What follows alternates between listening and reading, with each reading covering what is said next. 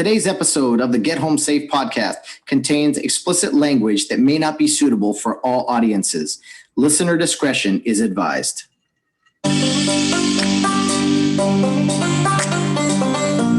It's time to play ball. Welcome to the podcast with no limits. Whether it be sports, current events, or random thoughts, this is the place to step in and stay a while. Your host is a proud alumnus of Rio Hondo Prep, a former minor league baseball umpire, and a man with strong opinions. Welcome to the Get Home Safe podcast and your host, Matt Ursama.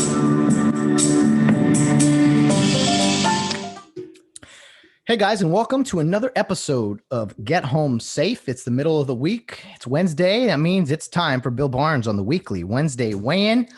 We're recording Monday night. We got some refreshments in front of us here for those watching on YouTube, and I think we're in a better mood than normal, Bill. Much better place. We're gonna step in and stay a while. Yeah, baby. Yeah, okay. We've all done that a time or two. Once or twice. We have with us tonight a lovely bourbon, if you will, a whiskey. It's a whiskey. It ain't. Yeah. my friend John Daniels sent it over with love. John Daniels, you know him well from Tennessee. I absolutely do. Yes. Tennessee, a free state. Yeah, man alive. Imagine that. What a concept. Well, Bill, we just recorded our Facebook Live show, and you just getting here from a long commute from where? LA or something? LAX area, Culver City, Inglewood. Oh, yeah, it's God's country down there. That's one way to put it. Yeah. Just work related, right? I'm sure. Yes, sir. Very good. Very yes, good. Sir. I'm out, I'm serving the public. I'm doing what I can to protect life, limb, and property. And, I made it through another day, Yeah. It was touch and go. I worked with my buddy Phil again today. Phil, great guy, former captain, LAPD. Love it. We had a fun trip. Things got dicey towards the end because I kind of fucked something up. We were able to unfuck it before the boss found out. That's good. And God, man, I owe Phil lots of booze because it could have been absolutely catastrophic. Well, that's good. That is very, very good to hear. What are partners for? Got to have a good man in the foxhole next to you sometimes. Right. If I could have used this about 3 hours ago. Yeah. Okay. Oh my goodness. Well, Bill, it's Monday night. How was your weekend, man? It's dog shit. Oh, no. Complete. It started out fantastic. Okay. It started out like Shangri-La. Okay. And it turned to absolute runny, smelly dog shit towards the end. It was bad. Sorry to hear it. It was bad. And it was bizarre. I'm not going to go into any specifics. The person out there who knows, they know who they are that made it so fucked up. Oh. And they need to really, really, it's a public service announcement. They really need to get in touch with who the fuck they are and what kind of bullshit they pulled. Wow. And come to grips with the fact that what they did was complete and utter ridiculousness. Yeah, that's crazy. So it started off as a good week. So what's the lesson here? What is the lesson? The lesson is, to be quite blunt, if it's too good to be true, it probably isn't. It probably is. Is not. It's not true. If it's too good to be true. Got it. It at some point in time, probably sooner than later, it's gonna just blow up in your face like a hand grenade. I've never, I've heard that statement a time or two, but I've never really had any big experiences with it. I have not. I've had experiences at some level of it, but it was absolutely mind-boggling. Well, it's a new day. Live and learn. I'm breathing. I'm alive. That's it. That's it, man. Hey. I'm drinking cocktails at 6:00 at night on a Monday night with other guys working. Other guys, let them not having to deal with this. Yeah, stuff. That's fine. Yeah. So we're gonna do this show tonight until A, we're done talking, or B, I pass out. So whatever we can get to first, I'm game. Okay. Right. I like it. I like it. Well, we will. Margie, I have to apologize. I'm not wearing one of the t-shirts you sent me. It was a work day today. I had to rush here. It was chilly, rainy, ugly, dog shit this morning. So I had to dress a little warmly. So the t-shirt will come in next week. I promise you. In fact, I want you to text me, text the show, text me, text Matt, text the man on the moon. I don't care how you get it to us. Let me know which one of the ones you sent me you want me to wear, and I'll wear it. Oh, taking requests. Yeah, sure. Oh, okay. Why not? No. I mean, All what right. else can happen? No, absolutely. Okay, we have a couple questions. Let's get right to those. Start off the show. I wasn't even briefed on them. You weren't, because I kind of wanted an instant reaction. Okay, here. let's go.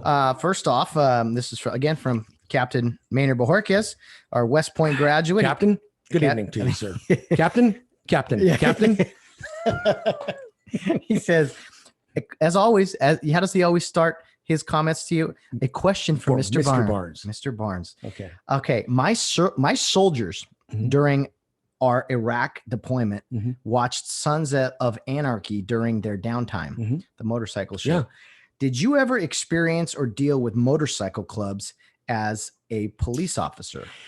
Very much on the peripheral. There was a bar and a nightclub in Riverside called the South 40 there was a pool hall next to it called Big Mama's. They had Sonny Barger, who was the president of the Hells Angels. They had his birthday party there back in like 1986, 87. Okay. And every biker in the world, it seemed like, rolled in there. And all we did, if the bear is not, growling, leave it alone. Because we didn't have enough cops in Riverside County to deal with an uproar. If we kept all the shit magnet guys, the ones that used to like to poke the bear, we had them on the outskirts. We didn't let them come in and create any, drama. Yeah. So very much on the peripheral. I mean, we had, the Vagos are a big outlaw gang here in Southern California. The Hessians, the Vagos, the Hells Angels, the Mongols. What is it? I mean, we all seen they're a club. There's a club, and they just drive around, go to bars. They're about helping kids and raising money and doing things for good causes. Huh. But they're a little rough around the edges, and they do their thing. And I was by far, and I am not now, any outlaw motorcycle gang expert at all. Trust me. I see them on the freeway when they fly their colors and they roll about 3 or 4 deep. And, I hope they get to where they want to go in one piece and live to see another day. So it's kind of, stay out of each other's way. Don't fuck with them and they won't fuck with us. Okay. That's the way I used to do it. It's amazing how that concept can go a long way in a lot of aspects of life, right? Right. Interesting. Well, thank you for the question. Very little bit. Now, I know that there are stories and Sons of Anarchy is based on, this, that, and the other. Who knows? It's fiction. But, I watched the show. I watched the several seasons of it. I thought it was a very entertaining show. Yeah, it was. And as you could tell, these guys were into doing their business. Some of it legal, some of it not. And if you stay out of their way, they stay out of your way. They're not robbing liquor stores. Okay. They're not knocking people. They're not going up to Asian people and knocking them out. They're leaving, they respect other people, but they had a job to do. It was their business, whether they were running guns, running auto parts or whatever they were doing, or a legitimate deal. That was their business. They were not out to hurt anyone unless they fucked with them. Yeah. Leave me alone. I'll leave you alone. Yeah, exactly. Okay. So I respect that. And out here, as far as that type of activity, I mean, Riverside, that's kind of a pretty commonly known area for kind of. The Hells Angels used to have their Southern California clubhouse in San Bernardino. It was Oakland and San Bernardino. Wow. Yeah. Way back in the 50s, 60s. That's crazy. So, yeah. The Black Panther Party, not that they're an outlaw motorcycle gang, but their clubhouse used to be in Riverside, California. Man, you guys in Riverside. Hey, homicide, suicide, genocide, pesticide, Riverside, baby. If it's not going to happen here, it's not going to happen anywhere. It's true. Very, very true. Interesting. Well, good question, Maynard. Because you never kind of know what that interaction was like. How were they when you had to deal with? Were they kind of?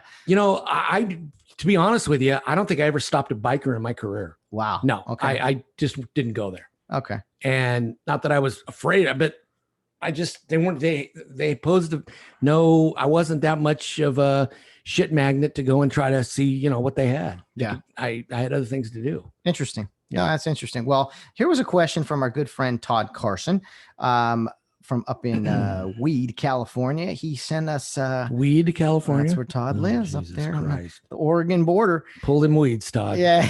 Don't smoke them. Just pull them. So you remember this situation, Bill, with Joe West and Madison Baumgartner? Yes. How Madison Baumgartner threw a pitch he wanted. It was ball 4. Mm-hmm. He lets out a loud F-bomb. Mm-hmm. Joe West takes his mask off, doesn't go out. He stays behind the mound, and he just stares out to Madison. Madison Baumgartner stares right back, and it's a staring contest for a good 30 seconds. Todd's comment was, I'd like you and Bill to go over the stare down battle between Baumgartner and Joe West. Well, that was a good one. The best one I ever saw was Frank Robinson and Jim Wolf. Oh, really? Yeah. Todd, if you're listening, which I know you are at some point in time, Google that one. Okay. Frank Robinson and Jim Wolf had a one that made that pale in comparison. That was an outstanding stare down. Frank Robinson, Jim Wolf stare down. Stare off. Yeah. Okay. Yeah. When I think Frank was the manager, the Nationals, and Jimmy was working the plate, and they had a good one. Wow. Jim had some long locks of hair back then. Hey, Jim's doing the Lord's work. The Wolfman, baby. The Wolfman, baby. Absolutely. That is great. I'm looking at it right now. He's staring over in the dugout. Yes. Yeah. And they had it went for, a good amount of time. Oh man, they're not blinking. No. This is 3 years. Yeah. What year was that? Like 2011, 10? It says, not important. Yes, it says it wasn't 3 years ago because Frank's hasn't been Frank's managing. been dead for 3 years. Oh my goodness. This is crazy. I know. Mm-hmm. Staring. He's not putting the mask on. He's just glancing over there. Now he's going to walk out to a ball to the, but I think the moral of the story is, and everybody has seen the Joe West one, is that, okay, there was a reaction, and Joe, we've talked about Joe West on this podcast almost weekly. Joe is Joe. He's done it a long time, and he does things a little different at times. Joe is his own man. Joe does what he wants. Joe, it's like that old song, when Joe comes on the field, he's got the whole wide world in his hands. Got the whole world. Yeah, exactly. Oh, exactly. That's hands. Joe. When he umpires the baseball game, okay, he thinks that he has the whole wide world in his hands. There's a good thing to that, though. Yeah, like that's exactly. Hey, your responsibility, and you got to look at it this way. Everything umpires do, everybody criticizes when they respond or they overreact, right? So in this situation, you got a pitcher who shouts an expletive, and Joe just stepped aside and stared at him, basically letting him know, hey, what you just did's not okay. I think part of it too is he gave him time to, bring it. There was a science to it, is all I'm saying. There's a method to his madness. Yeah. He looked out and said, okay, Lefty, we're going to take a little break here. I want you to simmer down, collect yourself, and start throwing strikes so I can get to bed tonight and get up and play golf in the morning. Because I asked Todd, and he said his take, without having really done. Excuse me, I'll get my own. Yeah. Oh, sorry. Where's our waitresses? Unbelievable. Bill, man, I have this all set up for you. The guy gets fresh out of his car. He walks right upstairs. Lights are ready to go. Drinks are set up. I went right to makeup. I got the makeup. I walked right in. The whole studio's set up. We got ice. We got soda. We got booze. And I gotta pour my own drink. Man, you are a Hollywood diva. Wow. Unbelievable. Oh boy. I make the big money I do. Yeah, you do make the big money. Yeah. He not from this show, by the way. No. You've reaped benefits from doing the show. See, we're spilling shit.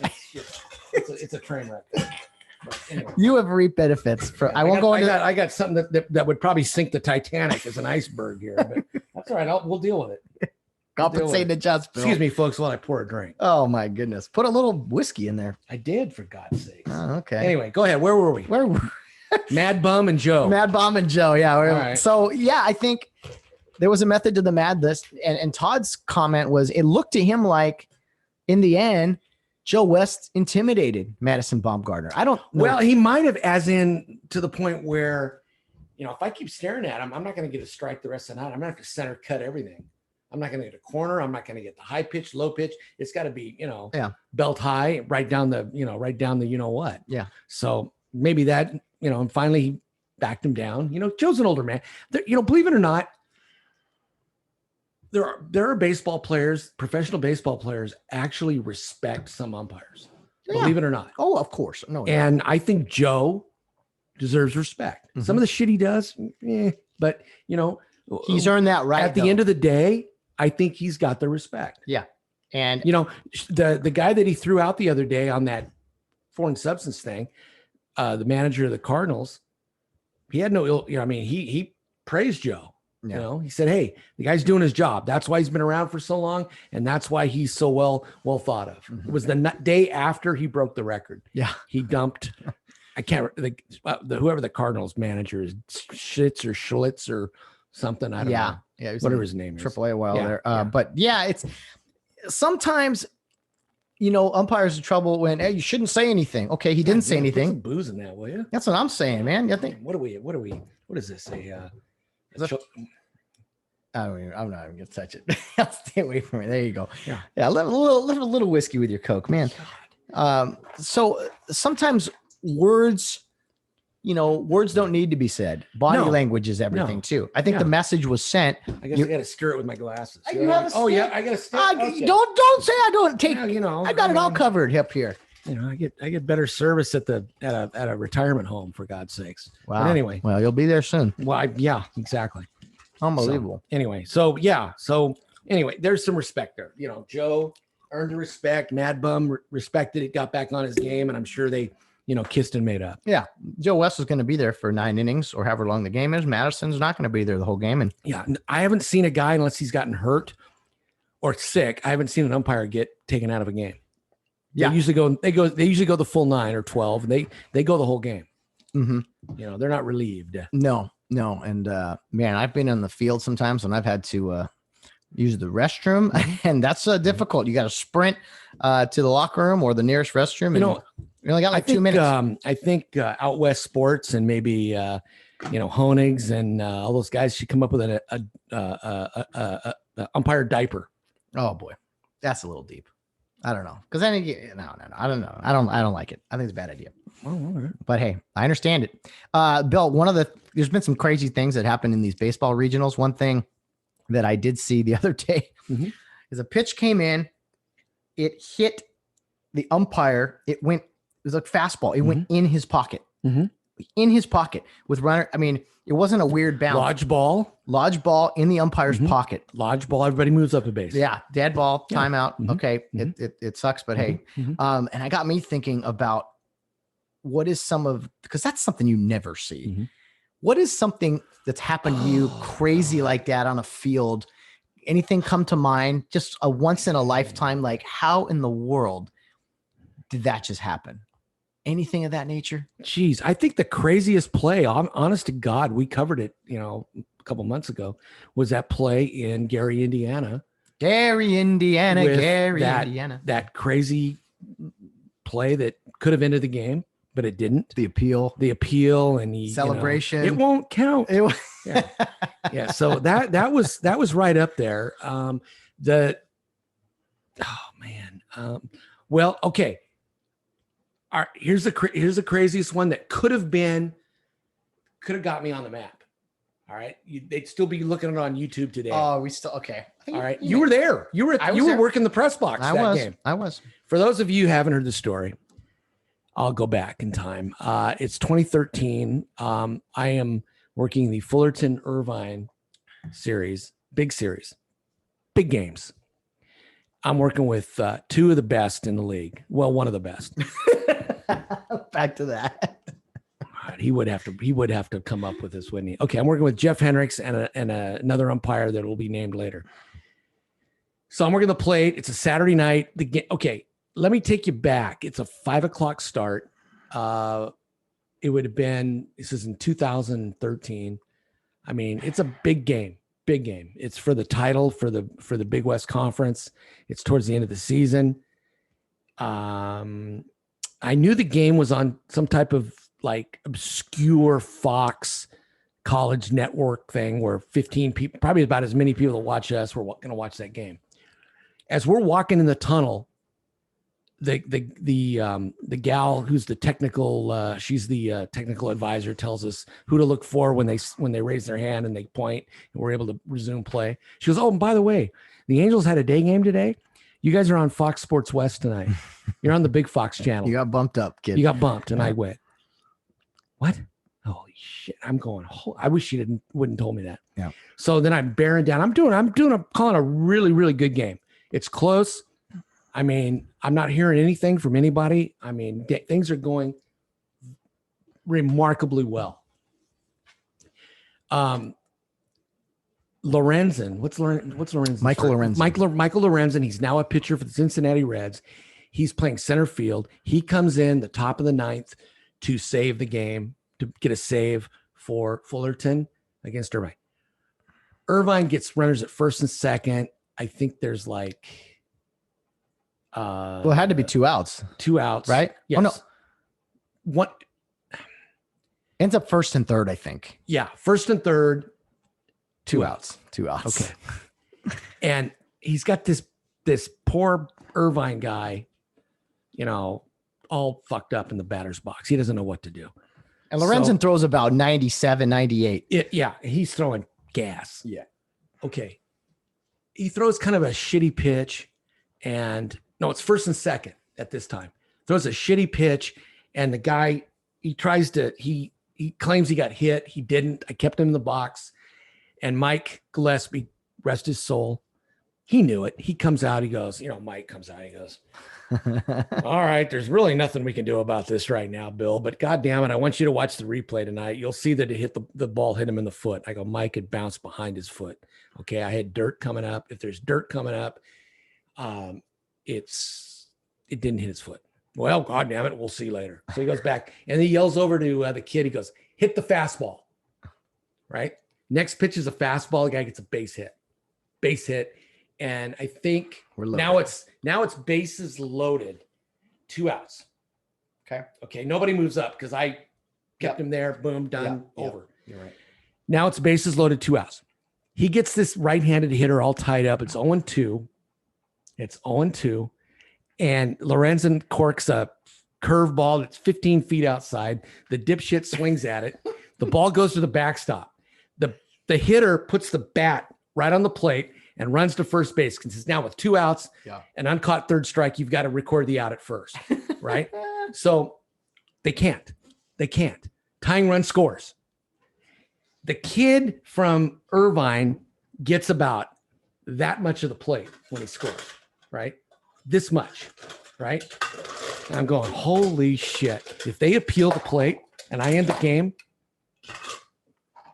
I'm on every channel. Yeah. Channel there and they is. probably have some good cameras to show it too. Yeah. Well, he did get a piece of the plate, and I'm thinking to myself, okay, jackass, this is where you make the big bucks. What are you going to do? If they appeal it, are you going to call him out and you're going to walk off the field and probably need, the Fullerton SWAT team to get you out of here? Or are you going to take the high road and call him safe? Well, they didn't appeal. And the whole stands were screaming. Everybody was screaming, appeal the plate. He didn't touch the plate. So I'm going, God damn, if it's that obvious, maybe I can get away with it. But I took the high road. I made it up in my mind. Okay, if they appeal, safe, we're continuing, even though it was tied up and I knew I was going to be there a while. And my wife at the time was probably pissed because she's waiting for me at the, over by the, she was with some friends. She came to the game and she gave me the wave in the 8th inning that they were leaving. She's over at the yard house in Brea. And as I look back on it now, I wish we'd have gone 36 innings and I could have avoided her, but anyway. So, next guy up flies out, inning over, tied. Leadoff hitter in the bottom of the 9th was a guy named Gonzalez. Carlos Gonzalez, right? Lopez. Carlos Lopez, first baseman. He hits one, and they're still looking for it. No, I was the happiest guy on the face of the earth. As soon as he hit the plate, I'm walking off, and I get in the locker, and that could have been crazy. It could have been. Okay. I'm giving you the could have been. So it's like, yeah. So I get in the locker room and the first thing I want to do is just take everything off and get in the shower. I'm in the shower, lathered up. Dale Williams, our supervisor, comes in. Bill, where are you, Bill? I want to give you a big hug. Great job. I'm naked in the shower. And Dale, bless his heart, comes in. I'm all lathered up and everything, gives me a big hug. He gets lather all over him. And I'm thinking, Jesus Christ, where am I? At Folsom Prison? And so Dale gives me the big hug. And, we weren't supposed to have beer in the locker room, but we did. And so Jeffy Boy Hendricks brings me in a beer and says, great job and blah, blah, blah. Fantastic job. And, the other guy that was there reluctantly told me I did a good job, even though I didn't want to. I guess you did. Nice job, Bill. Yeah. So anyway, that was one of those crazy, stupid things that turned out, you took the high road and you got blessed for it. I saw a guy went up in Iowa and brought the ball back. We had, he's on the ground and we got runners and there was two separate arguments on the field going on. Mm-hmm. Me and a coach, my partner and a coach screaming at each other at the same time and, nowhere to go. That was kind of weird. But as far as a weird actual baseball weird thing, a ball fell out of my bag when I was running to second base one time and rolled into a play and everyone's like, what ball is this? So that's kind of funny. And just as a epilogue on this story, that at the plate meeting the next day, Rick Vanderhook, and I got to stand up and do the imitation of him the way he said this. So I'm hoping the camera can get me. The camera will get you. Make sure you get the step into the mic. Okay, Rick Vanderhook, comes up. Goes, Rick Vanderhook. He got this much of the plate last night. Yeah. This much. He touched it. I watched the replay. I said, yeah, Rick, absolutely. All right, good. As long as we got that square. You weren't going to call him out, right? I go, no. He goes, okay. Well, all right, because that's why we didn't appeal. I said, yeah, okay. And Rick, he's retired. Yeah. He's retired. He just announced. The former head coach of Cal State Fullerton. They are looking for a new coach there. Mm-hmm. Arguably, Bill, that was one of the best jobs on the West Coast, Southern California. I don't know where they're going to go.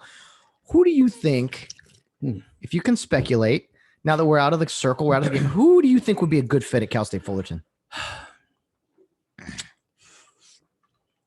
That's a great question.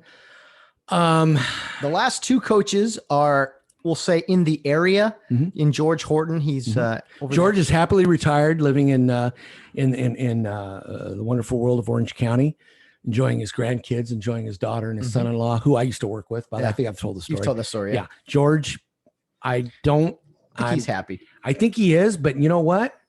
Never know. You never know. You never know. I think Dave Serrano, who left for Tennessee and is now back at Cal State Northridge. I think he's going to stick to his commitment there. Yeah. What do you got here? It's off his foot. Yeah, he did. Okay. I've got. Let's see. Chad Baum is, I think, the head coach at Fullerton Junior College at Cal State Fullerton grad. Long-time assistant there. Been there a long time. You always look to the local schools. There's no way Orloff leaves Irvine. No, he's got way too good. He's the best player they ever had there, and he's a legend there. Yes. Long Beach, they just hired a guy in Valenzuela. He's staying. He's not going anywhere. No.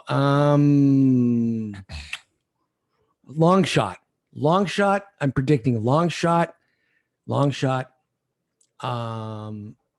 think he'd be a good fit there. He's the pitching coach, associate head coach at the University of Nevada, Reno, none other than Troy Buckley. You're right. He's forgot he went up to Nevada to work with Bruce. I think he'd be crazy to leave a good spot like that. Oh yeah. I think Troy is a great guy, very nice man, very fair. I think he would be good. I wouldn't. Okay. But you got to think of someone with Southern California ties specifically. How about Brett Boone? Brett Boone. Wow. You don't think he's in San Diego now, and he does a great podcast. he's a quasi broadcaster like us, although he gets better guests. What about Tim Wallach? I can see Tim Wallach or Mark Kotze. You think he's going to give up the bench coach or third base coaching job at Oakland to come down? I don't. I'm just throwing out some of the names. Phil Nevin. No. I mean, those guys are all, in the professional Phil baseball. Nevin, no, he wouldn't last 3 innings. I'm just thinking of former players and guys who have some coaching experience. But you also got to understand the college game a little bit too. Yeah, the college game is very different. It's very odd. different. It's WWF sometimes. Well, yeah, that's a great question. I wouldn't be surprised if they offered it to George again. I agree. The more and more I think about it, I'm like, I could see, because when he left to Oregon, that was an opportunity of a lifetime. Make a shitload of money to start a program from scratch. And to start a program. Incredible facilities, beautiful place up there. And he had done all he needed to do at Fullerton. So I don't think there was any ill will there. I think when Serrano left for Tennessee, there was an issue with fans and alumni like, dude, what's your deal? But he went there and quite frankly, never really did anything. Nope. Now Tennessee's in the super regionals a few years after he's left. So that's interesting. But no, I'm curious. I mean, if you got a SoCal guy going to the that conference, that's a tough nut to crack.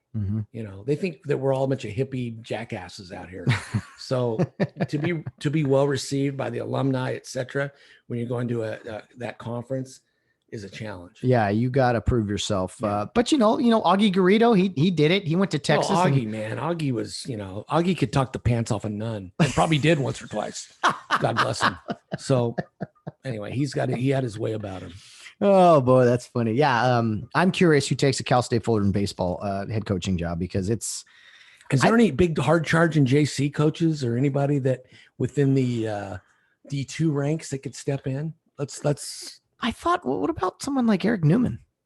I think happy. I think Newman's real happy at San Diego. UC San Diego. I think he's going to build that program down there. I agree. I don't think he's going anywhere. I don't see any assistance anywhere. You know what? I'm gonna say this right now. Here's an outside shot. He's the pitching coach for TCU. I think Kirk Sarlos, who was a one-time Cal State Fullerton pitcher.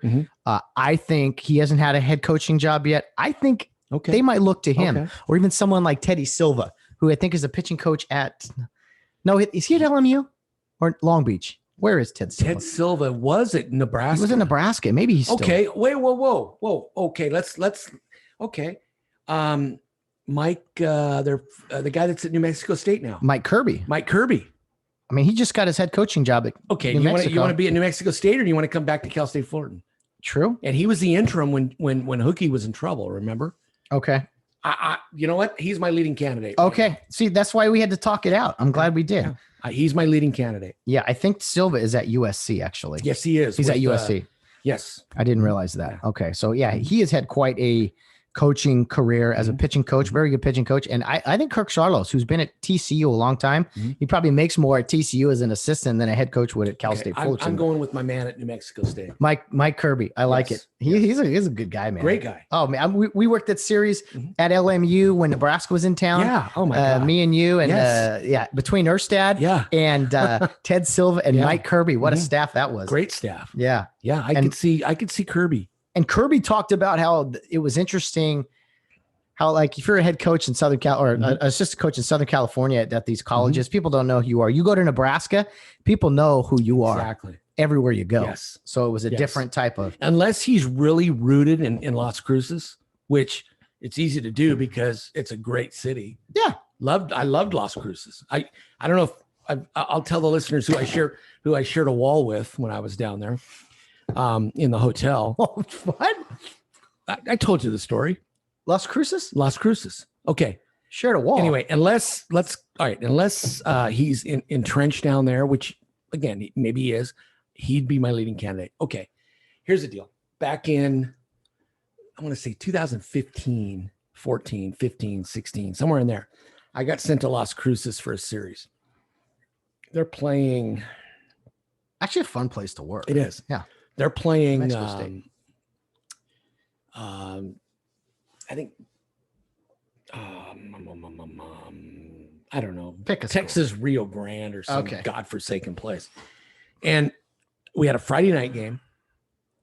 And then the Saturday game was a day game. Should have been a night game, but there was a day game because Carrie Underwood was in town to do a concert.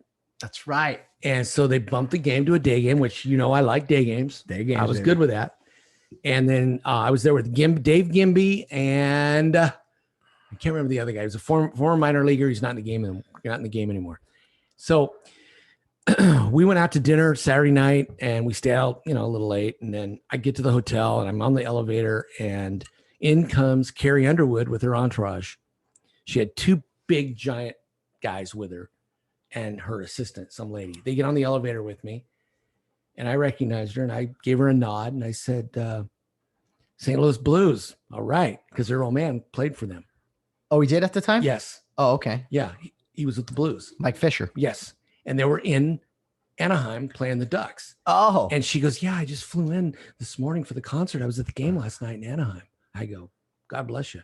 I go, that's a good wife. Yeah. And we're in the elevator, and these guys are standing there looking at me like Carrie Underwood. Goof? Yeah. So we go up, and our floor it's like it's like 5 or 6 floors. That's it. This wasn't a Marriott. This was a nice hotel. This was the Hotel Encanto. Oh, wasn't it? wow. Remember that? You stayed there. I didn't stay there, but no. Okay, this was the nicest hotel in Las Cruces. They gave us a rate. Dave Gimby, God bless you, got us a rate there. It was like $76 a night for us. Wow. And that's like, pennies. So we go up there, and I let her off first. She's walking in front of me with her people, and I'm walking behind her because that's where my room's at. I'm not some freaking stalker. I'm going to my room. Yeah. So I get my key out in case these two big, gorillas come and these two big henchmen come and want to like fuck me up for following her. I had my key out, and I'm walking, and she's at her room, and they're letting her in, and they watch me walk by, and I go, right next door. That's where they put me. Sorry. I go, looks like we're sharing a wall. I go, I'll try to be quiet. And she laughed, and she went in, I went in, and there was nothing between us. Carrie Underwood. I was basically sleeping with her that night. The only thing between us was the wall. This was a great story. I don't think you've said this on the podcast. You've not. Really? Oh, not in this detail anyway. There's the only, because the beds are like that, the rooms, right? And so did you touch the wall all night? There's like Carrie. There's only 8 inches between her and I. I'm not touching that. On a good day. So we should do this with whiskey more often. So anyway, in the morning, I get up and I go downstairs to get some coffee. We had a day game, and I guess she had already checked out because there was like all kinds of like Arkansas. Like there were maids and look at this. Look at these. I'm sorry to interrupt. Look at these crazy. Yeah. This is awesome. People are losing their mind at this Arkansas baseball game. Right. No masks, no distancing. No. COVID was running rampant. There's children being made. I mean, this is phenomenal. Right. Oh, but thank goodness the third base umpire has a mask. Well, on. here's the rule. Got it. If you're vaccinated, no mask. Yeah. If you're not, you got to wear a mask. Yeah. And for the umpires. For the umpires. And you have to have proof. There's 12,000 people in the stands with no mask, but the umpire has one on. Okay. Anyway, I'm sorry. Back to Carrie. So anyway, that next morning I go down and there's all kinds of people in a room cleaning it up. They're probably looking for God only knows what. And I said, oh, so Carrie's already checked out, huh? How do you know she? They played stupid, know. But I walked her to her room for God's sakes. Yeah. So anyway, that's my Carrie. That's me sleeping with. That's my sleeping with Carrie. Next to sharing a wall. Mm-hmm. I don't know how that hasn't made it on this podcast before. I got to ask. I have to know. When you're that close, you just don't want to talk about it. You're a gentleman. Yeah, I am. Absolutely. Yeah. Gentleman Barnes. I wanted to ask her, hey, could you hear me snoring through the wall? But she was already gone. She's got quite a great husband in Mike Fisher, the former hockey player. So, but I got to ask, we didn't rehearse this or anything. I know it's two different types, we'll say, but J-Lo in person, Carrie Underwood in person. I mean, it's 1A, 1B. I mean, how good are they looking in person? Fantastic, bordering spectacular. Okay. Even after a long concert, she's probably tired and, she's a little, wants to get to bed. She still looked really good. And they were both nice to you. They were. Which well, is, do you blame them? you're usually, you want to be nice to mental patients. I mean, you don't want to like, make them flip. Yeah, that is crazy. Anyway, yeah. Well, and then you had the guts to. I mean, you're never one short of words, but you threw it out there, right? You without very disarming. Hey. I thought you were smooth though. That's smooth. Absolutely. Well, Smooth as a gravy sandwich. That's me. That is Bill Barnes. We love it. Absolutely. And then still, I mean, to this day, Jerry Davis and the God. way he, Jerry, what a pro. The way he introduced you to A-Rod and J-Lo. For those of you who've never heard the story, I'll repeat it. It's got to be repeated. Okay. 2017 World Series Game 7. The Astros beat the Dodgers. I mean, I go back to the hotel and hang out with the guys, and we're at the JW Marriott in LA Live, and Jerry is there with his apricot colored sport coat on. Okay. And he's there. Danny Sonia is with me, and then a couple other folks that were friends of Jerry. And we're sitting there, we're talking and we're drinking and having a great time. Jerry's got his back to kind of the wall. TMZ's there. TMZ, all the paparazzis outside the hotel because A, they know J-Lo's coming, and B, Justin the pitcher for the Astros, Verlander's fiance at the time, the Kate model, Upton. Kate Upton's Kate there, Upton. right? Oof. Did you didn't see her? Did you? I did. My goodness, from a distance. Woo! And Fair to look upon. there was no shortage of good-looking women there. That Wow. So anyway, so we're inside, we're drinking, and here comes A-Rod with the guy that does I think he does football from Fox, and he's also the MLB guy that does the post-game show. The blonde hair? No, dark-haired guy. Chris Rhodes? No. Anyway, he comes in and J-Lo's in tow with A-Rod, and they walk up. I go, "Hey, Jerry." I go, "A-Rod." He goes, A-Rod. And A-Rod's not paying attention, right? And he goes, "Hey, it's me, Jerry Davis." And A-Rod, "Oh, hey, Jerry, great job. Your crew did a great job in the series, man. Good to see you. How are you? God bless you, man. You're great. How long are you going to work? You can work forever, man. You still got it." He's just basically doing everything, but And you're sitting and I'm next just to sitting Jerry. there like, and I'm staring at J-Lo, and she's just standing there, right? And she's not really making eye contact with anybody. So Jerry is such a pro. I mean, God bless him, man. What a great man. He says, "You know Bill, don't you?" He goes, "Bill, how you doing?" And A-Rod doesn't skip a beat. And he goes, "Yeah, Bill." And I stand up, I shake hands with him. He goes, "How you doing?" "I'm doing well, man. Good to see you." And I'm playing off like I might have, known him somewhere. And he goes, "Yeah, man, great seeing you." And he starts to introduce J-Lo to me, right? And I go, "She needs no introduction. My name's Bill." And she goes, "Nice to meet you, Bill." She was sweet, very nice, great. Wow. Yeah. I think that is And then he ushered her off. They went on there wherever they went. Some fancy and party. And I go, "Jerry, man," I go, "Dude, you know how big league you are? That was awesome." That is some time. I go, that is big league, dude. I mean, Bill, don't you? That is to Alex Rodriguez. The only thing that could have fucked that up is just who the fuck's Bill?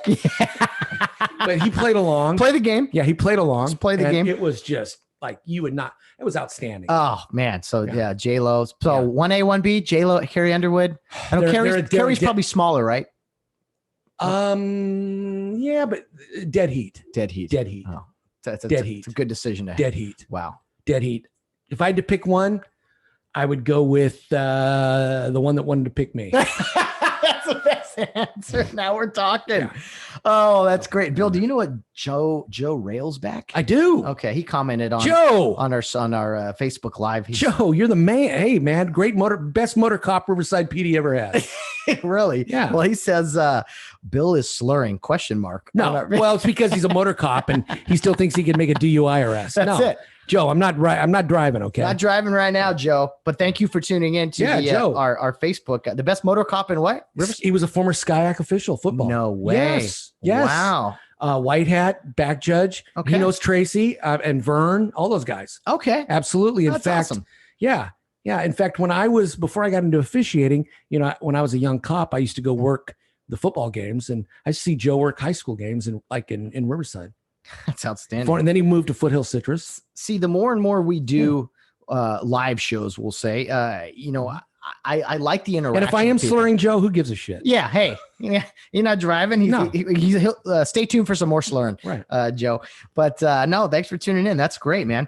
Let me see. We got to get his kid on the show, Ryan. Okay. His kid story? is the PIO for Riverside PD. What's a PIO?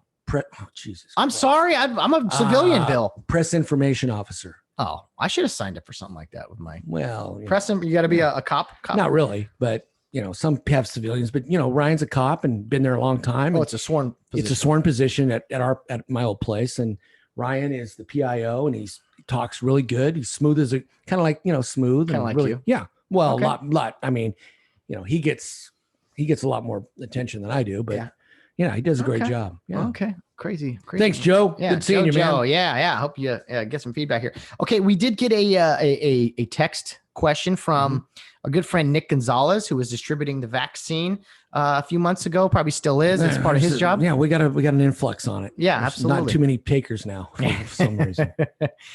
Nick Gonzalez. He says, "Hey Matt, did either of you see the video of the 17-year-old girl here in California who shoved a bear off the backyard wall to protect her dog?" Yes, I did see that. And his question is, where do you draw the line to protect pets? I would have let the pets go. I'm not shoving a bear. No, Because sometimes, you eat the bear and sometimes the bear eats you. And I'm not that was absolutely, crazy. I'd be in the house with the doors locked. Oh, I'm sorry, Fido or whoever your dog is. Hey, we've had a good run. Yeah. Anything short of a human being. Yeah. I'm not going out there. And if I do, I'm going with a gun. That's what I'm saying. What about a firearm? I would shoot it before I'd push it.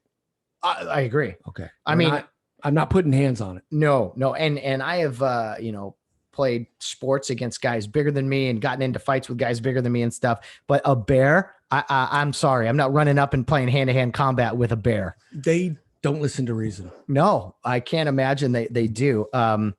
But say it was a pet that you loved dearly. Would you go out there and shoot it? Hell no. No, you would let it die. It depends. If I'm going to go out there, I'm going to be armed. Of course. And I'm not touching. I'm going to shoot and it would have to be a lot more aggressive than that one was at the time because the dogs were instigating it. The dogs were out there barking. I know. And they're not backing down at all. I'm like, this bear's going to claw you to death, dude. Right. Are you crazy? Right. So if the bear would have advanced a little more, I would have taken action, not physically, but with some type of weapon. Absolutely. That was crazy, man. I hear you, Nick. Thanks for writing in. Great observation. Yes. Yeah, seriously. I saw that video. I was like, this can't be real. Looks like Arkansas advances to the Super Regionals with a win over Nebraska. Mm-hmm. So our boys Kellen and Steve are done. Congrats, guys. Come on home, boys. Come on home. Yeah, it's got to be. Bill, any baseball game you umpire, the last out, and sometimes there is no last out. It's a walk-off situation. But that last play, when you just take that deep breath of like, whew, it's over. Yeah. There's nothing like that, right? And especially in post, you've worked the Division II regionals. I've worked Division II regionals. The postseason, it has that extra intensity. How do you walk that fine line between, hey, just do what you always do versus, this game's bigger than normal? Your intensity is just a little more in depth. Your intensity and your attention to you can't take a play off. You can't take anything off. You got to focus on where the baseball is at all times, especially when the pitcher has the ball around the mound. You don't want to miss a balk. You don't want to miss any type of little bullshit that'll get you in trouble. So you're just a little more intense. You are being intense for 3.5 hours like that. You're ready to completely unwind. When it's done. Well, and the tough part of regionals, there's one thing I'll say about it is, the multiple games in one day, like working double headers. Now you work the plate, you usually don't work 2 games, or maybe you work third base after your plate job, but it wears on you mentally. Early, like 2010-9, I worked the CCAA tournament in beautiful Stockton. Lovely place. At Pacific. Oh, the it wasn't Klein at Field. Oh, it wasn't at Banner Island. It wasn't at the stadium. I worked 3 games in one day. Stop it. I worked third, second, and first. And if you don't think I was ready to collapse after that was over, because one of the games went like extra innings, and then one of the games, Kevin Pillar was playing for Dominguez, and he came up and was able to extend his streak that game. The next game is when he got shut down. He made a diving catch in center field I was working second base. It was the second game of the day. I went out on it, got the out. Dan O'Brien was the coach of UC San Diego. He came out to argue. And Danny says, you had him out just because. No, I got this all screwed up. Pilar extended his hitting streak with a hit to center because the center fielder for San Diego came in and glove on top, ball here, and went boom. That tells me it's no catch. And there was some juggling. I got no catch. Yeah, you don't catch many balls with the glove up like this. So I safed it, and he got it. He got a hit, and O'Brien went nuts. He goes, "You're just siding with him because he's got a big hitting streak." I go, "Yeah, that's exactly what I did. I read the press clippings. I came to the yard thinking, you know what? Do you think I give a shit? Yeah. Who he is or what he's doing?" I go, "I officiate at the moment." I go, "Come on." He goes, "Well, Bill, I just got to come out here and yell and scream a little bit." Okay. I go, "Okay, well, great." I go, "Say your piece. How fast you run the 100?" I said something stupid and he laughed and ran away. But anyway, so yeah. So, 3 games in one day. Oh, well, Bill, in the postseason, it's crazy that way. But there was a time, and we probably told the story, but hey, we're drinking, having a good time. Let's tell it again. Back, I don't know, 2018, maybe, we were working the San Diego Tony Gwynn tournament, and because of rain and everything, and there was a shortage of guys. Oh God. We worked 3 games in one day, and one of those being a game on the plate, because in your story, you didn't work a plate, but working 3 games in one day with one being on the plate, the middle game, I worked the plate. Which means I worked first base and I had to go strap up. Yeah. And then the game's over. It was Tennessee and Irvine. Yeah. And good teams. It was Gillespie versus Serrano, his old team. And I got Gillespie yelling at me. I warned him. He goes, "You don't have the authority." I go, "The fuck I don't." You had a protest in that game. I had a protest in that game. And then I got Serrano coming out between innings playing the, "Bill, you're doing a great job, except that one pitch. Blah, blah, blah. You just can't let Mike get in your head." I go, "Shut up." I go, "Do you know anything about me?" No. I go, "I don't let anybody get in my head." Mm-hmm. I go, "Relax, man." I go, "I appreciate your input, Dave, but I'm fine." Coaches are so funny that way. Know. They think we care about what another coach says. I don't. Yeah. I don't care. So that finally ended. And then I got to go de-strap and then put my base shit back on again and run around and go work third base where I got to do the most running. Yeah. With no knees left. With nothing left. Oh my God. With nothing. You remember it was me and Bud Dunklin. We worked 3 games. We were at San Diego State. You were at USD. Yeah. We met at that hotel bar. Oh, We just collapsed and we couldn't move. We're like, it was no fun. We were just so glad. And Bud is younger than I am. Bud's probably like, I'm 61. He's probably 57, 58, going on 78. So, Bud, I'm sure had a hell of a time. I want to get him on here so bad. I want to hear the stories of him working umpiring in the Dominican Republic and, going to college baseball where he started, doing, he's very old school. Bud is very old. Bud never worked.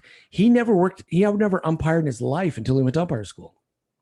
Interesting. And he strapped it on and he got a job and he went all the way to AAA and he probably would have been in the big leagues. He worked some big league games. Yeah. He worked some big league games. Yeah. You think Craig Compton would come on here? He's got some big league experience. Oh, Craig would. Yeah. Yeah. Craig, we'll make a call to Craig. We'll get him on here. Compy. He's got, Craig is one of the funniest men on the face. He's got the driest sense of humor. Craig is great. One of your many, not roommates, housemates. I let him stay for a while. Yeah, he was, he needed to play. He needed to get out of the Senate asylum that he was staying at in Orange County. He was living with a couple of mental patients. He was there before me, man. And he had to come and stay. And I said, "Yeah, Craig, come on out, man. Come on out. We got a room for you." Hey, brother. Yeah. And then I remember one of your first games in a college season opener was Craig Compton and Bud Dunklin, 2 big league guys. It was 2 big league guys, and I'm the crew chief. And then I'm the fucking crew chief. I got 2 guys with big league experience, and I'm the crew chief. What? Can you believe it? What are we doing here? And I'm going, guys, hey, if you got to, come on.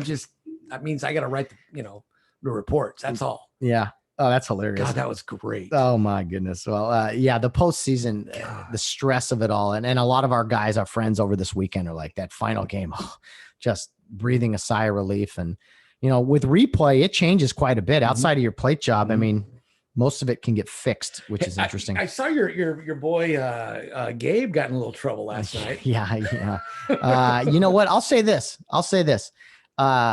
the Yankees have been and are still out of control. They're little bitches. They certainly are are. bitches. You know what? Nevin, Aaron Boone.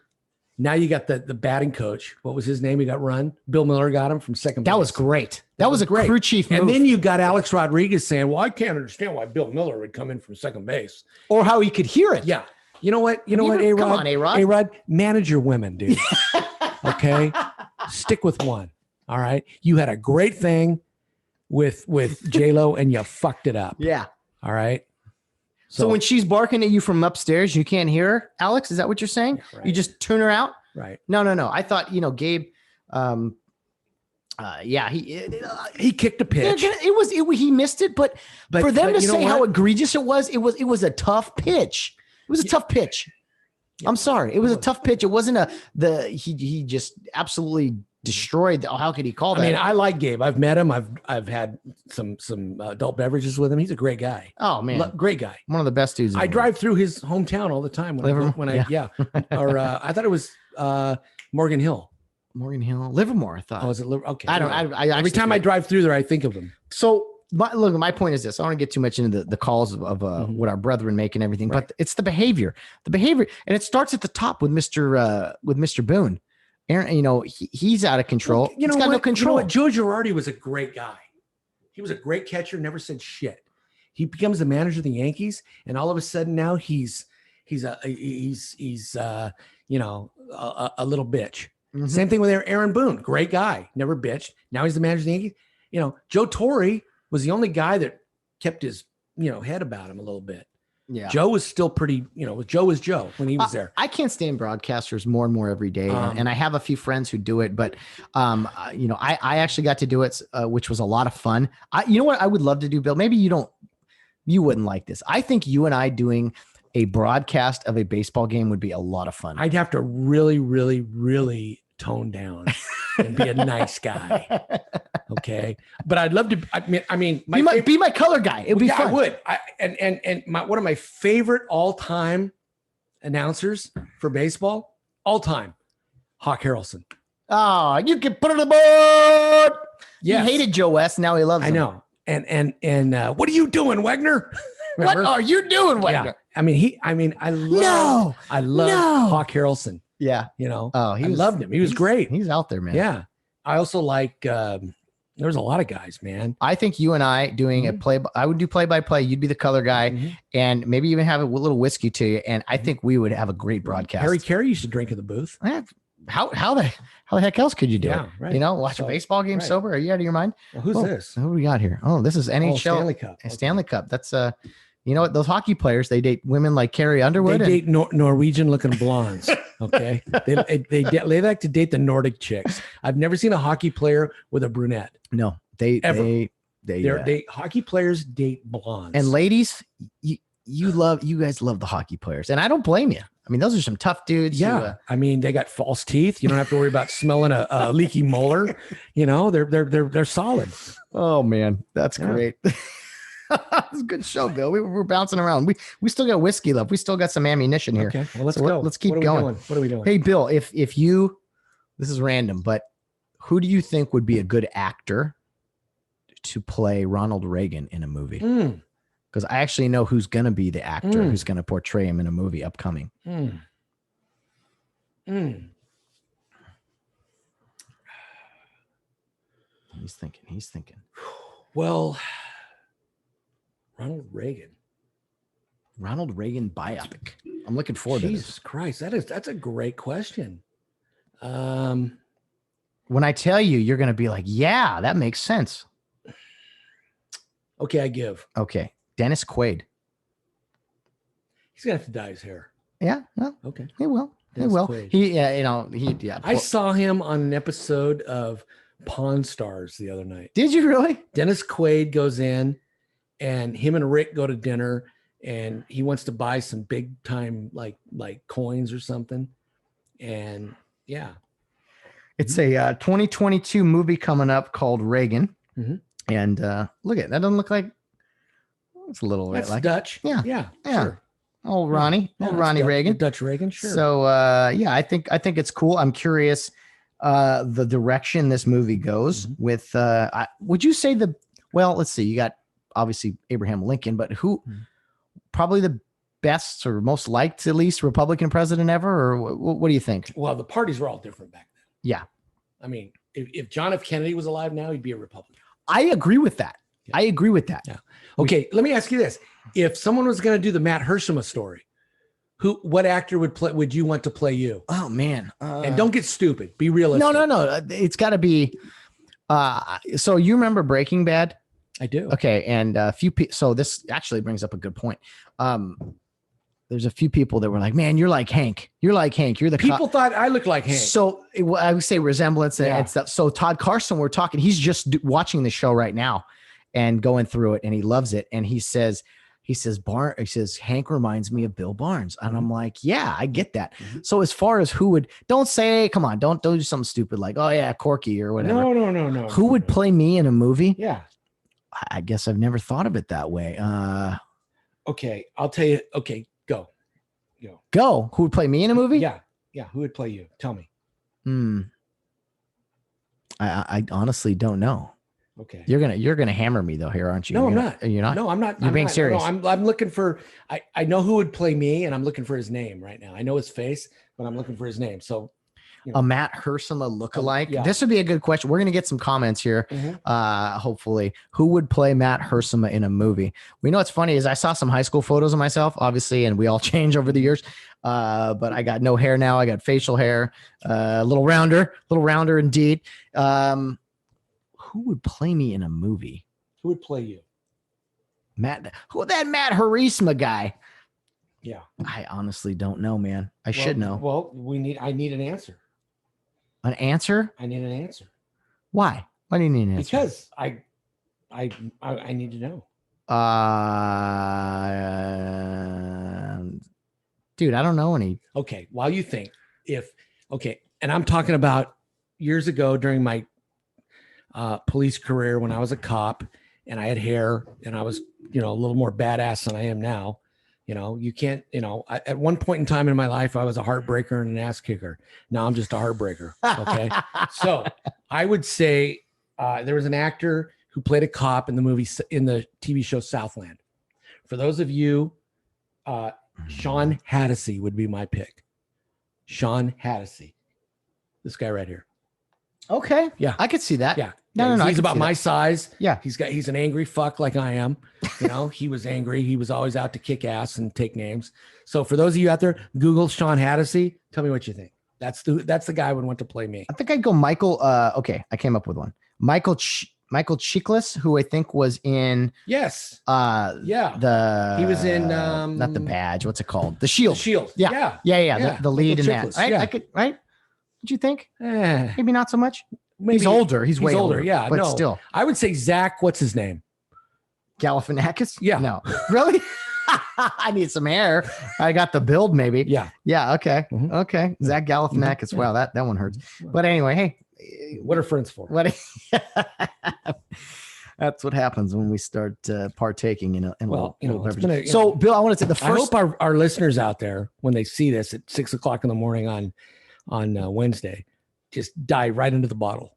Dive in. And why enjoy wait? it. Right. Come on, because it's not daytime yet. You're not for day drinking. You got here in the evening hours. We so started drinking at 6:00. happy hour. Yeah, it's happy hour, man. And it's not quite 7. I mean, I got Joe Railsback commenting on my decorum for Christ's sake. Deplorable. Let me look if anybody. I sent out a message that said, "Hey, anyone got any comments or questions? Send them our way." But thank you to Nick Gonzalez for his question. I was going to ask you. Yeah, this is much better. The thing is, I'm not home very often at night. I work at night. So right. So, and I'm usually not home either. I'm at somebody else's home. So this is good. if all goes well, right? If all goes smoothly, yes. That's all you can ask for. Mhm. Yeah. Bill Barnes is slurring. That's funny. Yeah. What was I going to ask you? Yeah. So Dennis Quaid, I'm looking forward to that. Mhm. I think that's going to be cool. Okay. So we got to get to your boy, the good doctor, the false prophet doctor. Do we have time in the show left? We got plenty of time. I've been in a great mood since I got here, and now we got to talk about this fucking guy. Well, we have to. People don't like this positive Bill Barnes. This guy has not had he's a doctor. Anthony Fauci. he has not had a stethoscope on since I was probably in middle school. Okay.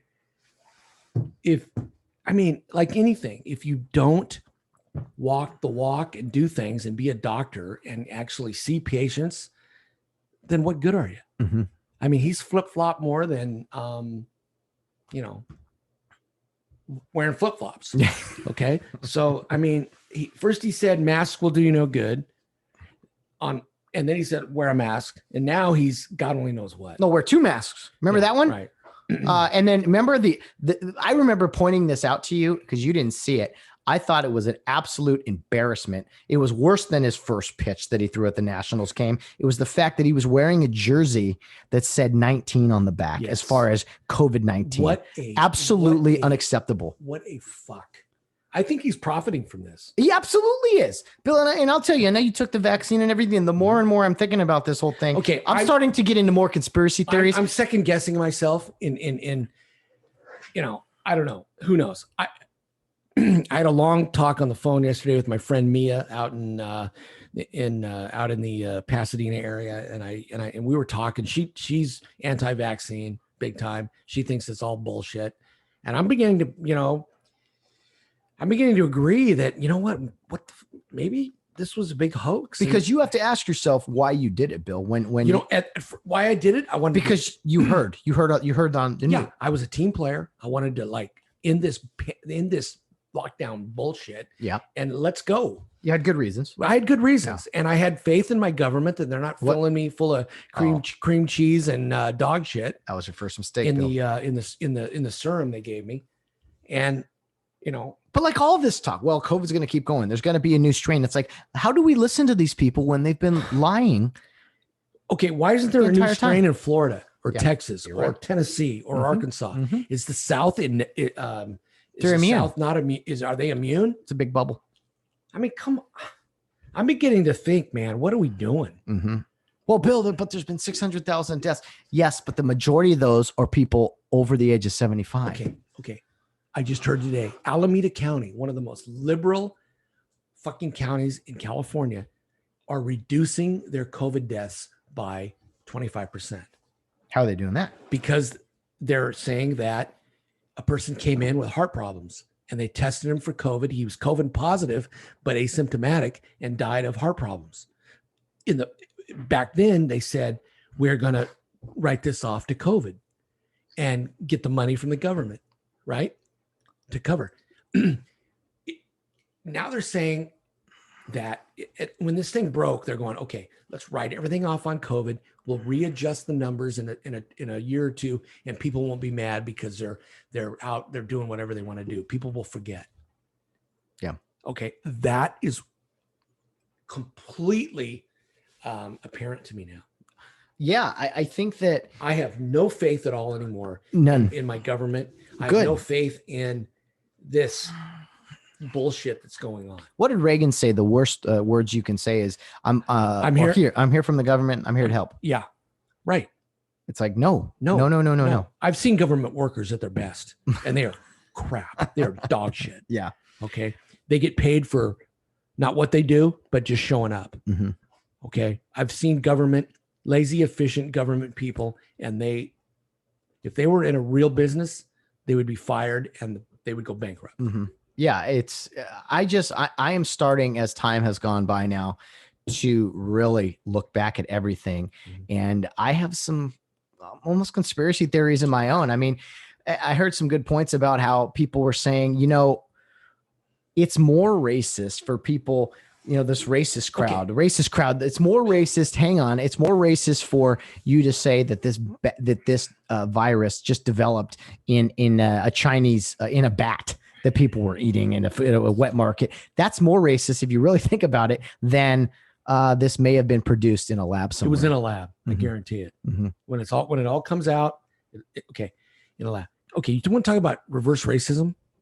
The LA Teachers Union, who haven't worked in a year and a half. There's oh man, that's a rudderless ship. Their new demand is that they want to the United States government to quit backing Israel and back the Palestinians. Oh, okay. Really? They're teachers.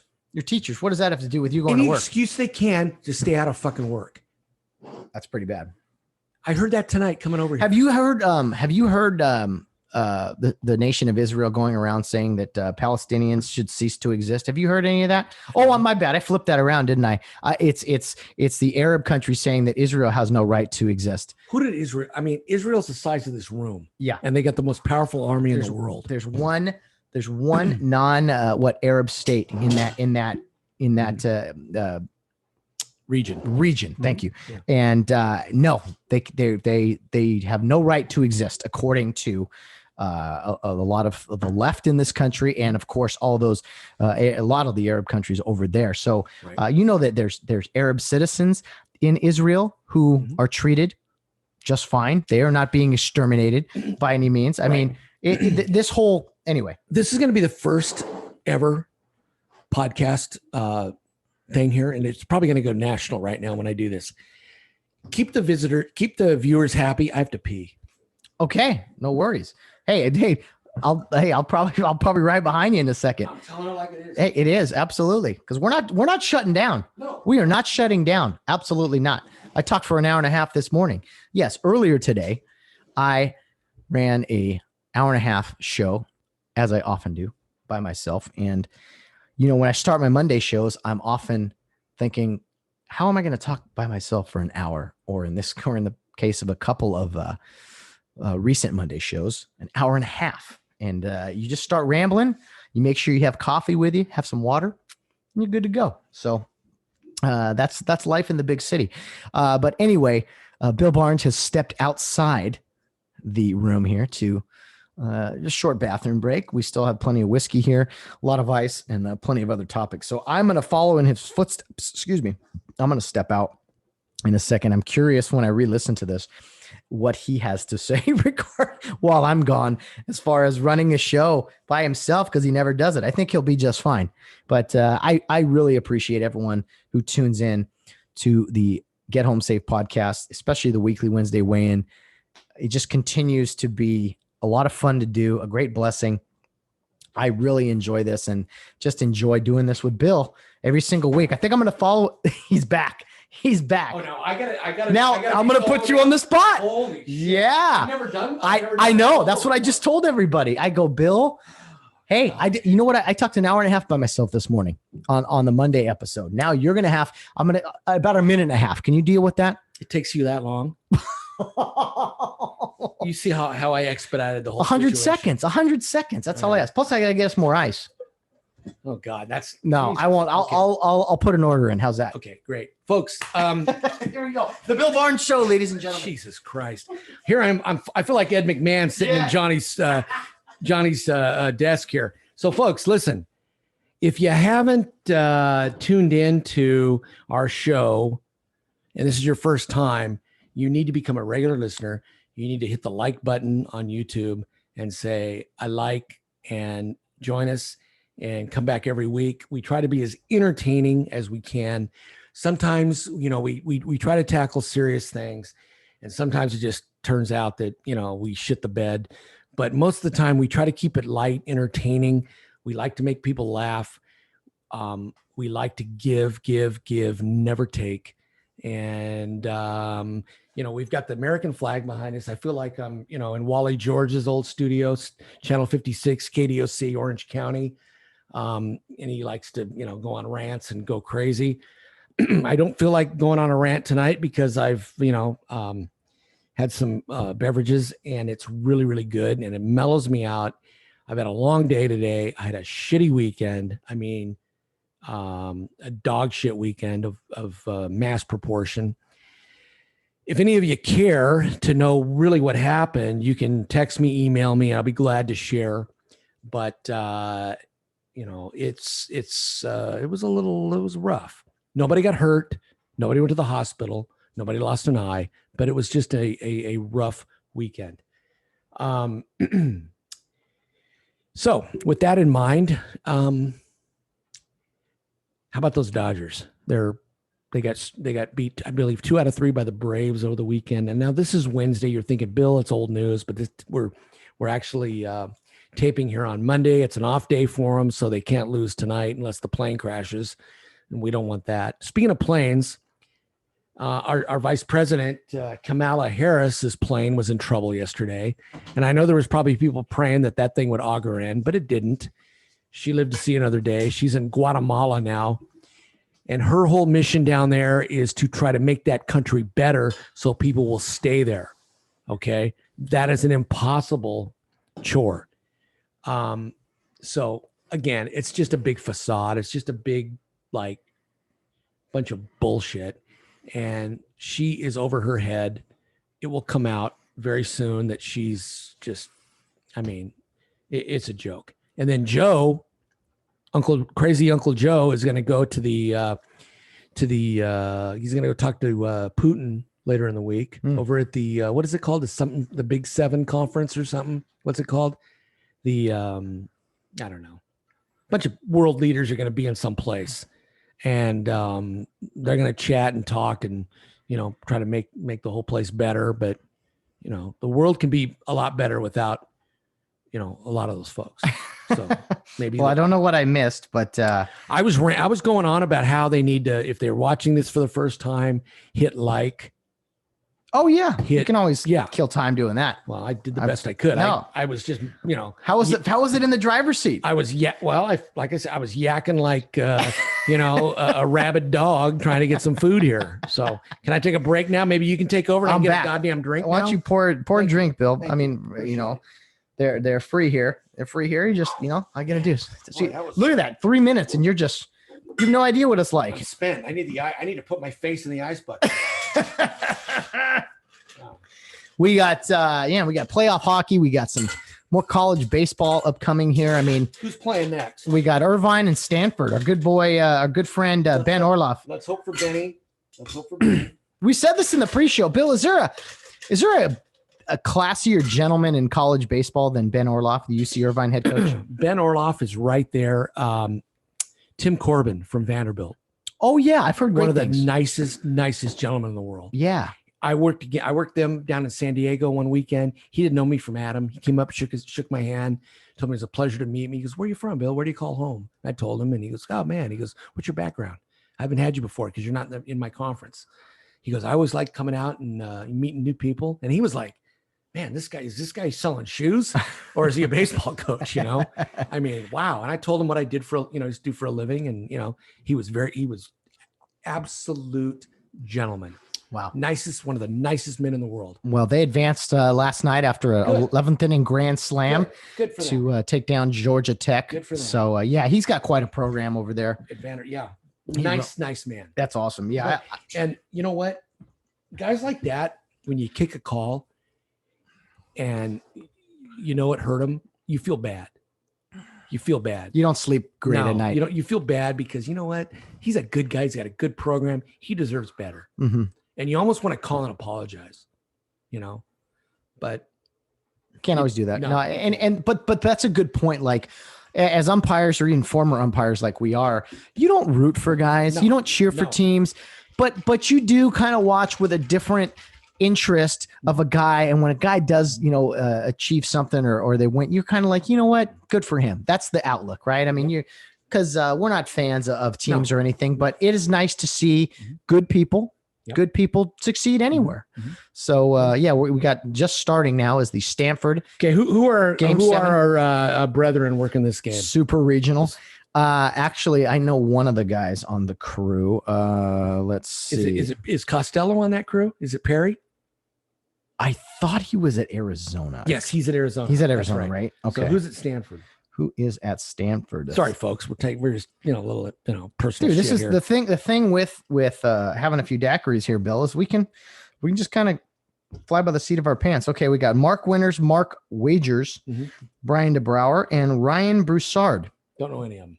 I know Brian DeBrouwer, great guy. Uh-huh. Brian was actually the first umpire in history to work home plate with TrackMan. He worked the Atlantic League when they were trying that out, and he said it was the weirdest thing. He didn't have to call a pitch all night. No, he said it was the weirdest thing in the world. You umpire like normal, but you just listen, and there's a delay, and you see the pitch, and then whatever it says is what you signal. See, I would get lulled into a false sense of like waiting to hear shit. Yeah. And then some guy has a check swing. You don't know if it's off his hands or the bat, and you're like, that's the oh, problem. they're not telling me that. And you got to react. Yeah, That's course. the problem that I would have. Because non-umpires make these decisions. They're like, well, the umpire can just sit there and wait for a check swing. It's like, doesn't work that way. That brings me to a question that it was driving me crazy all weekend. Okay, check swings, people, fans, broadcasters, whoever will listen to this thing. I don't know where this started. I don't know where this has evolved from. Check swings are the plate umpire's call. Right or wrong, they're his call. It's not the base umpire's call. Yes, you can get a second opinion if a plate umpire rules it a Not ball. if you talk to Ken Allen. Continue, then I'll correct you. Ken Allen, he's been on the show. I love him, but that is not the procedure. We almost threw food at each other at breakfast one day. I argued him about this, but okay, it is the plate umpire's call. Yes, it's tough to see. It's tough to see the pitch. It's tough to see the hands, the bat, all that stuff. But it is the plate umpire's call. You get a second opinion from the base guy if you call it a no swing. Look at dozens of people at Stanford. Isn't that identical to what we just saw at Arkansas? I've had more people. I've had more people at a travel ball game. Yeah. What That's an embarrassment. pathetic. West Coast baseball. Bill and I have worked it a ton. West Coast baseball is a joke. There's no support. This is embarrassing. Stanford, there's like 600 This people. is a final game. The winner goes to Super Regional, and there's probably a handful of people in the crowd. Dozens. This is pathetic. Yeah, we just saw Arkansas with about 12,000 people in the stands, shoulder to shoulder, Right. throwing beer in the air and making babies in the stands. I guarantee you, if this was at Irvine, if Irvine somehow Irvine would have more people than that. Orange County, Orange County, baby. they're look at this. Oh, you better spread people out. Spread them out. Spread them out, Stanford. Not a good start for Irvine. First pitch, base hit. Base hit. Okay. Return So anyway, two. what were we talking about? We were talking about. People are going to know who won this game Wednesday morning, Yes, they will. Yes, they will. So, unless he goes extras and they're still playing. yeah. I think the check swing is the plate umpire's call. Yes. If he calls it a strike, it's a strike forever. And the base umpires, if he calls it a ball, you get a second opinion. It's not the base umpire's call. That's not the protocol. You may want it to be, but that's not how things work. And I heard, Ron Darling, is that his name? He is an umpire hater, big time. I don't like him at all. I like him because he dated Madonna back in the day. He's got to have something going on. That's your criteria for being a good I like guy. Ron Darling. I think I like Ron Darling. Okay. I don't, whatever. I like him because he dated Madonna and he had to have something going for himself. He was in the movie Shallow Hal. Okay. Dennis Rodman dated Madonna. Well, It's like, come on. Okay. I like Dennis Rodman. Not because he dated Madonna. It's because he liked, he'd be a fun guy to go party with. One night with Dennis Rodman would be, you'd probably pass out. You'd be done. I can usually roll pretty heavy, but can. he would probably do me in. Yeah. Yeah, no doubt. Well, so the check swing, I just hear this every weekend with broadcasters, and it's like they got to check with the base umpire. We hear it all the time with coaches. It's like, it's not their call. It's my call. Now, if you call it a no swing, you can check with the base guy. He then gives this thing. That is the procedure. Yes. All right. And if you argue a check swing by rule, it is arguing balls and strikes. You can say it's not arguing pitches, but it is. So I'm just trying to educate our 11 listeners out there who may be I think interested. our 11 listeners, if they've listened to us enough, know that what we say is pretty much about baseball and umpiring is pretty much gospel. It's educate yourself, people. Don't just take what you hear and see in a baseball game from some guy with a microphone, unless it's us. To be Bill, this brings up a point. Why are there not more ex-umpires who become broadcasters? Not a good start for the Annies. Oh, 2-run bomb for Stanford. Oh, wow. All right. So you know what? Ron Luciano was back in the day before How you so? were born.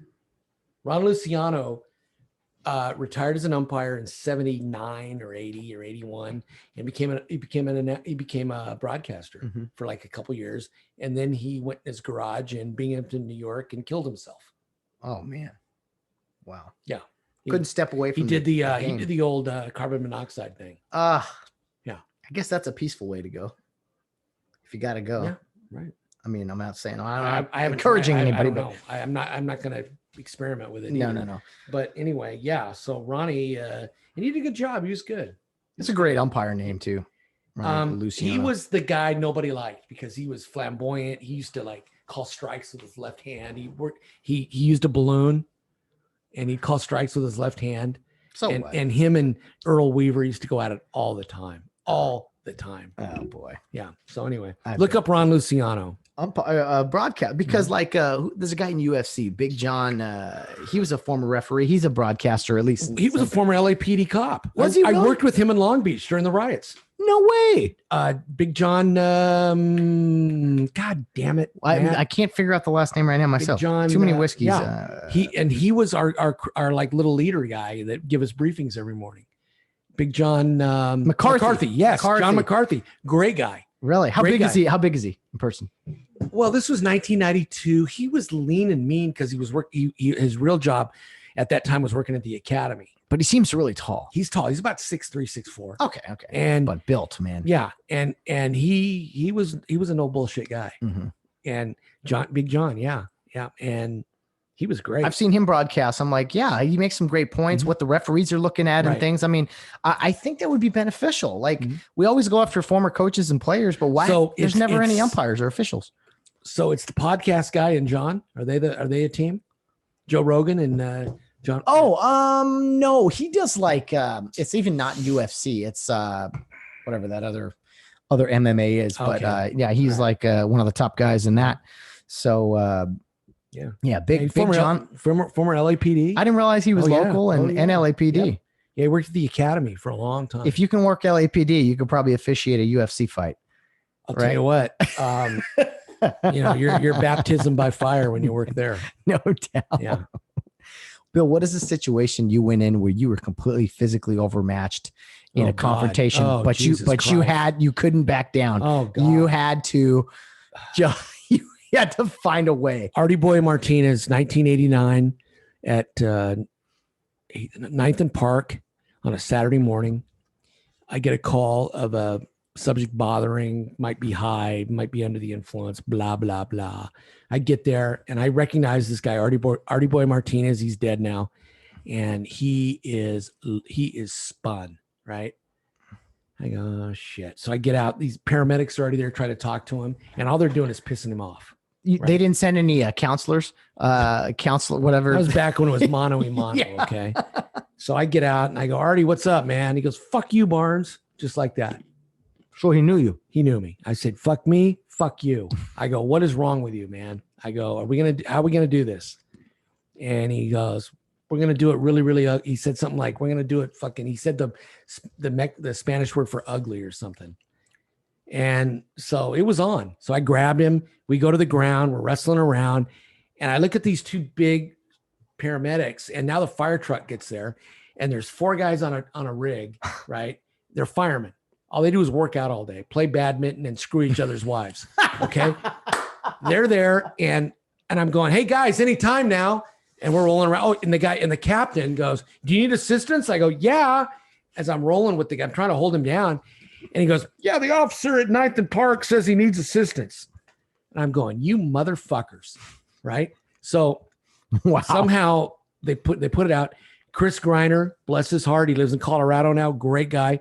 George LaFear, a kid I trained who was, bad to the bone. They both get there and we take Artie Boy. Oh, Artie got away from me. I chased him and he tried to launch himself into a plate glass window, bounced off, hit me. We go to the ground and I start, I don't mean to get carried away, but I start taking appropriate baton strikes about his body. Appropriate baton strikes. And so finally he's starting to submit and I go, I'm not taking a give up, motherfucker.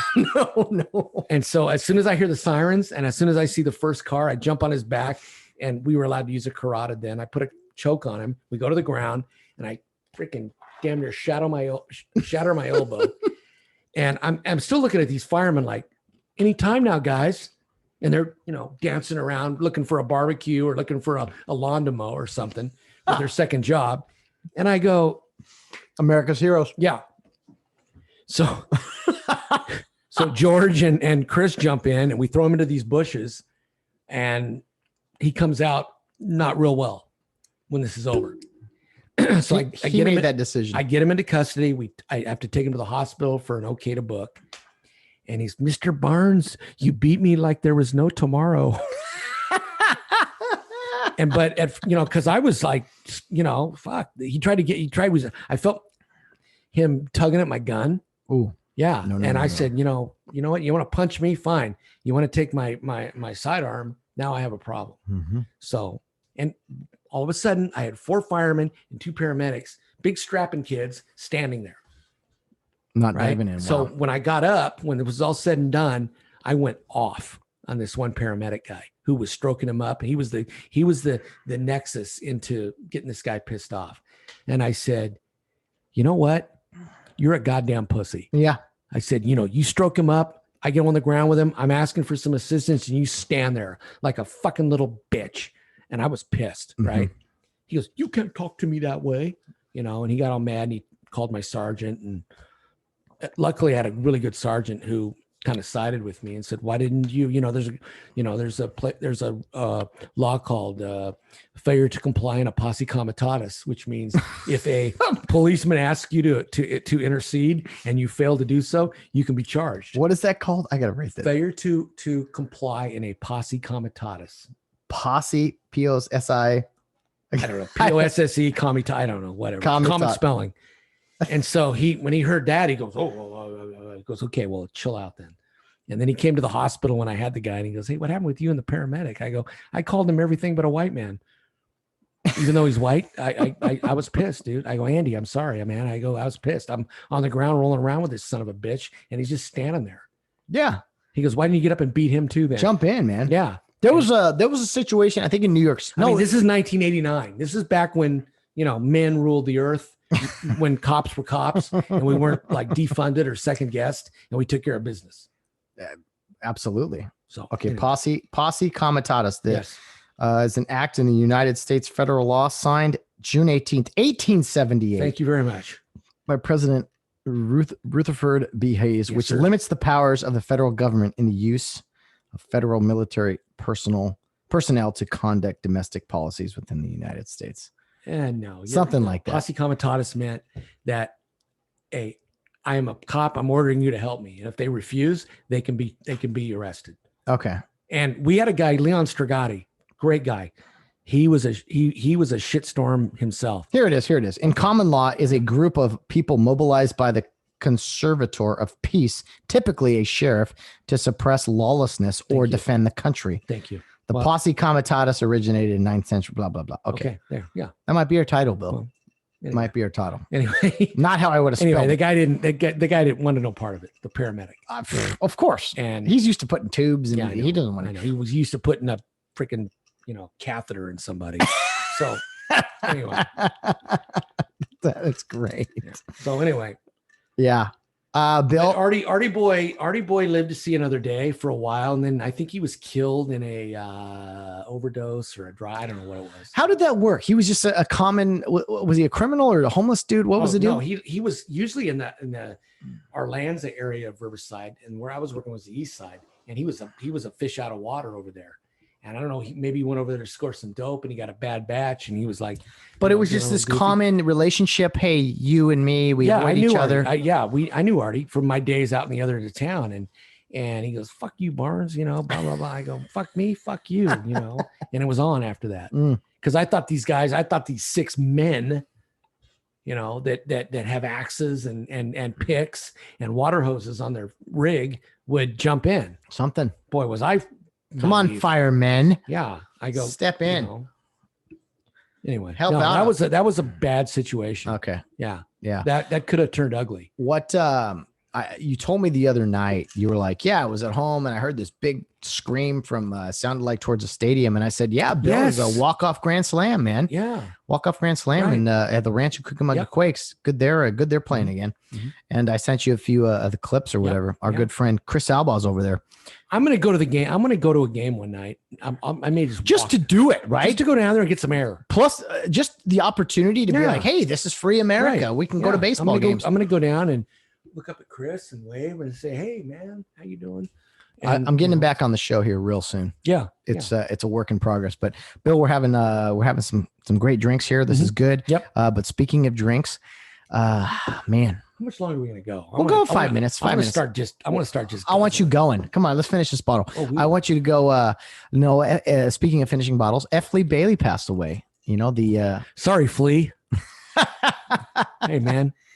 I'll see you on the other side. One of the guys in the OJ Dream Team lawyers, 5 guys. Probably, if you really think about it, I don't want to go into details or the words he used, but probably the most significant act by a lawyer in that trial back in the day. Theatrical move on his part. Correct. Mark Furman had to say, yes, I've used the N-word before. Yeah. Didn't name me a cop who's white who hasn't. He could have easily diffuse that. My point is Mark chose to go and lie, and it bit him in the ass. My point is F. Lee Bailey knew he had him cornered. He knew what to do. Yep. He knew exactly how to play that situation. Right. And that was that whole little exchange was huge as far as the jury, the verdict, everything. Right. Yep. So F. Lee Bailey, who has had a whiskey or two in his life, passed away recently, and he was 87, 84. Yeah. You remember in the OJ, the reenactment on FX. I was actually alive for the trial, unlike you. I know. No, I was alive. Come on. You didn't watch it. No. What do you have, 9 years old? Of course. Old? Dude, I was pissed off every morning. They had that on instead of cartoons. It was the worst summer of my life. I was like, who is this OJ guy? But no, F. Lee Bailey. Remember when on the FX series, when they go down to North Carolina to get some tapes or whatever, and F. Lee Bailey tells Johnny Cochran, he's like, hey, things go different down here in the South. And he's like, F. Lee Bailey, the guy who played him was great. He's like, hey, the great Carolina sun and blah, blah, blah. He's just like, he was smooth. Yeah. He's smooth when he wanted to be. So a member of the Dream Team. And as you mentioned in our Facebook show, most of those guys have moved on from this earth. They're dreaming for another team now. F. Lee Bailey, Johnny Cochran, Bob Kardashian. He's probably rolling over in his grave several times the way his daughters have turned out. Oh, man. You got that right. Just wild. Yeah. So those 3 are done. I would have never thought that his lawyer team the majority of his lawyer team would have died before OJ did. OJ's like a cockroach. He'll live forever. The only thing that's going to kill him is not even a atomic bomb. Oh, man. OJ's going to be around forever. He's playing golf in Vegas. He's going to a little wine bar every night with his entourage. He's living the life. Wow. And must be nice. Women that are living on the edge want to be around him and be with him. That's disgusting, man. That is so wrong. I don't understand that. I remember in the late 90s, it was. I'll tell you what, I'm not chomping at the bit to date Casey Anthony. No, that's probably a good idea. Oh man, Bill, let's wrap it up. We got more whiskey to drink. We got a nice dinner being prepared for us downstairs. Oh, really? More VIP treatment to you. Shit. Did you bring a cook in? I know a person or two. Okay, Bill gets out of his Mercedes. He comes upstairs. He's got whiskey waiting for him. All he's got to do is sit down and start talking to the mic. He gets treated like a king here. I was carried up here by minions. Okay.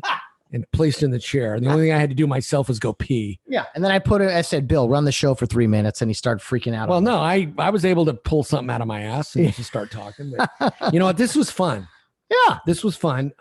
We really didn't get into a whole lot of, real dynamic subjects. It's like 2 guys sitting in a bar drinking and having a good time. That's it. We shared with our audience. And anyway, sometimes you got to take a break. Sometimes you just got to let the bullshit go. And just let it go because there's nothing you can do about it. That's it. Yeah. So just have a good time and share with our friends, and hopefully, next week we'll probably do a morning show, and we'll be drinking coffee instead of Jack, and we'll get back to bad mouthing all of our. But I people. like giving the people a taste, giving them a little taste of us letting loose a little bit. Yeah, I mean, the beauty of this is, as Irvine makes another error. Gee, come on, eaters, brutal. Yeah, E stands for eaters, not heirs. So. This is what it's like to hang out and have go do some cocktailing. We'll do maybe a late Tuesday night sometime when I get off of work, and we'll do a show like that, because this has been a blast. Yeah, right. And we got a few more beverages to consume here, but you're a man of the people, Bill Barnes. We've done it again. We didn't cover a whole lot of content, we just ran it on. But that's part of the fun, man. People just want to tune in and be entertained. I am your ass clown. I'm here to entertain you. Okay. With that, I bid you a solid good morning, evening, night, whatever. Whenever you're watching this, I bid you a good day. Absolutely. Bill Barnes, another episode of the Weekly Wednesday Weigh-In. Yeah. We fooled him again, Bill. Until next week. Touche. Indeed. Have a good one, everybody. Whether you're out on the town or around at third base, get home safe. With an Uber, by the way, or a Lyft or whatever.